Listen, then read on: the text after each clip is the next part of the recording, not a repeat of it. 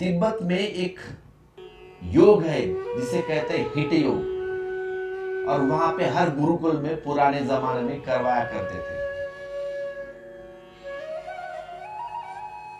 तिब्बत में तो एक पूरा प्रयोग ही है।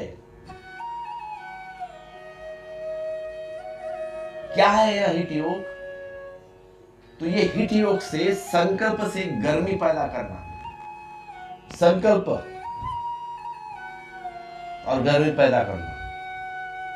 और ये कंपल्सरी था, हर एक विद्यार्थी को ये परीक्षा से गुजरना होता, उसके सिवा उसको डिग्री नहीं मिलती थी। और बड़ी अजीब चीज है एग्जाम। अब तिब्बत में आपको मालूम है -डिग्री में टेम्परेचर रहता है ठंडी के दिन। तो उन विद्यार्थियों को सर्द रात में नग्न खड़ा रहना पड़ता,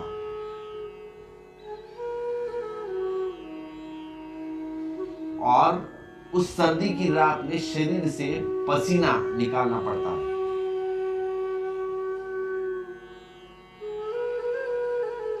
अब जब पसीना निकलेगा तब वह विद्यार्थी उत्तीर्ण होगा। बर्फ की रात में पसीना, अब तुम भी हैरान हो जाओगे कैसे निकलता होगा।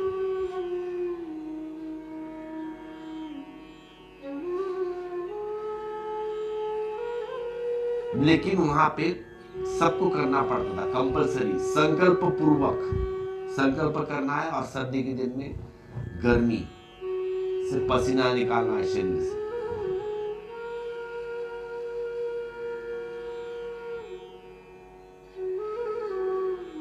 कैसे होता होगा?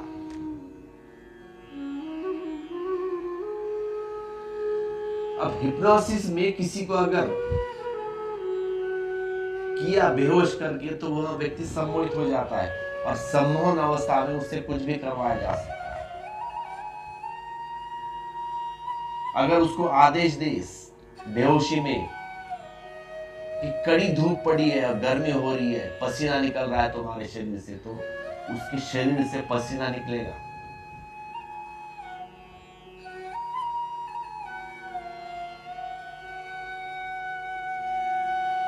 अगर कह दिया तुम स्त्री हो तो वह स्त्री जैसे चलेगा व्यक्ति, अगर पुरुष है तो स्त्री जैसे ही उसके हाव भाव हो जाएगा। तो हिप्नोटाइज करके व्यक्ति को अगर बेहोश करके कह दिया है कि गर्मी के दिन है, पसीना बहुत हो रहा है, या ठंडी बढ़ रही है, तो उसे ठंडी लग जाएगी। क्योंकि वहां पे जो डायरेक्ट सबकॉन्शियस माइंड पे आदेश दिया जाता है।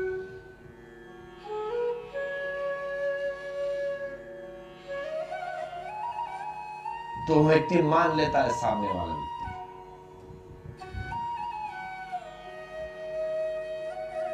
अगर धूप में भी खड़ा है वह, और कहा जाए सर्दी के दिन है, बहुत ठंड बज रही है, तो वहां कांपेगा वो। मैं हिप्नोटाइज जब व्यक्ति है तब की बात कर रहा हूं, नॉर्मल नहीं। जब वो बेहोश होता है गहरे सम्मोहन में,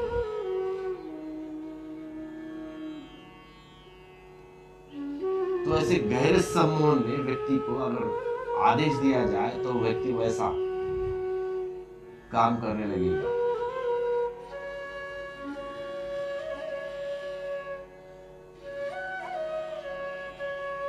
कई लोग देखते हो तुम अंगारों के ऊपर चलते हैं, कोयला लगाए 5-6 फीट, उसके ऊपर दौड़ते हैं, लेकिन जरा भी उनके पैर नहीं जलते।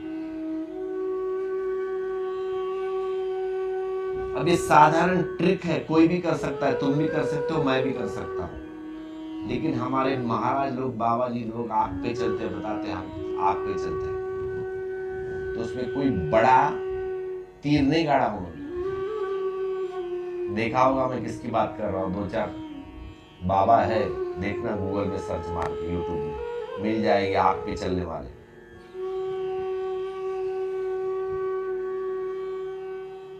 तो जब संकल्प स्वीकृत कर लिया तब अंगारों पर भी चला जा सकता है। तुम भी चल सकते हो, मैं भी, सब। मैं एक हिप्नोटिस्ट हूं। अगर मैंने किसी को कहा हिप्नोटिस्ट करके कि हाथ में पूरे रॉड डाली है तो उसका हाथ टेढ़ा नहीं होगा, चाहे तो उसके हाथ के ऊपर तुम बैठ भी जाओ।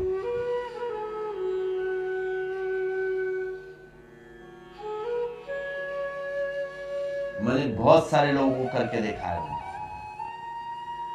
एक छोटे बच्चों को भी, जो 12, 14 साल, 13 साल का है, उसको अगर कह दिया हिप्नोटाइज करके तेरे हाथ में सुई रॉड डाली है तो उसका हाथ तुम कितना भी मोड़ो, मुड़ेगा नहीं।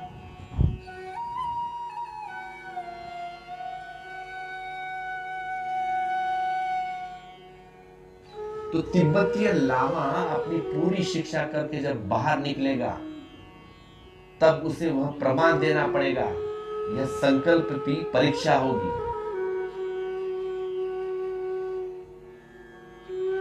पसीना तो सबको आता है, सभी लामाओं को, लेकिन कैसे पता चलेगा कि पहला कौन है, दूसरा कौन है, तीसरा कौन है? जैसे हमारे कॉलेज में, स्कूल्स में लगते हैं ना, first number, second number, third number.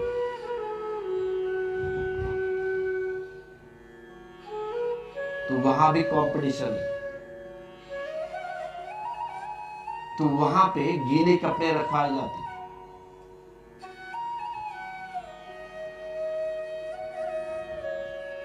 और उन कपड़ों को उन लामाओं को पहनना पड़ता शरीर के ऊपर। और जब शरीर गर्म होता तो वह सूख जाती। तो जो जितने रात भर कपड़े सुखाएगा, जिसने ज्यादा किए, वह प्रथम।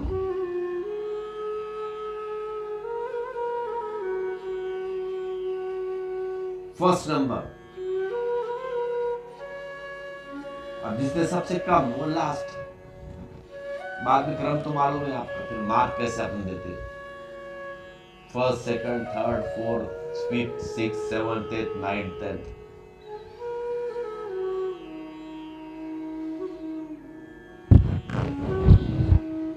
तो तिब्बत की यही बात नहीं रह गई। अब तो हजारों प्रयोग सम्मोहन के ऊपर होते हैं। अब YouTube पर डाल देना तुम सीधा हिप्नोटाइज एक्सपेरिमेंट, बहुत सारे मिल जाएंगे तुम।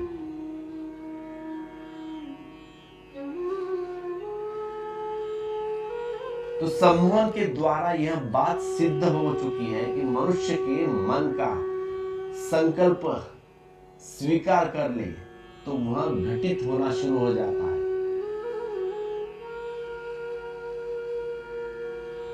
अगर कोई अपने संकल्प को जगाए तो अपनी वासनाओं से उसे लड़ना नहीं पड़ेगा व्यक्ति को।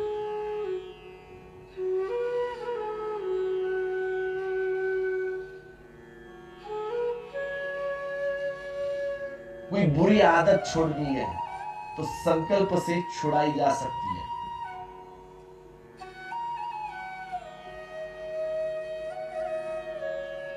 जो भी हो, सिगरेट की हो, शराब की हो, तो वह आदत छुड़ाई जा सकती है संकल्प से।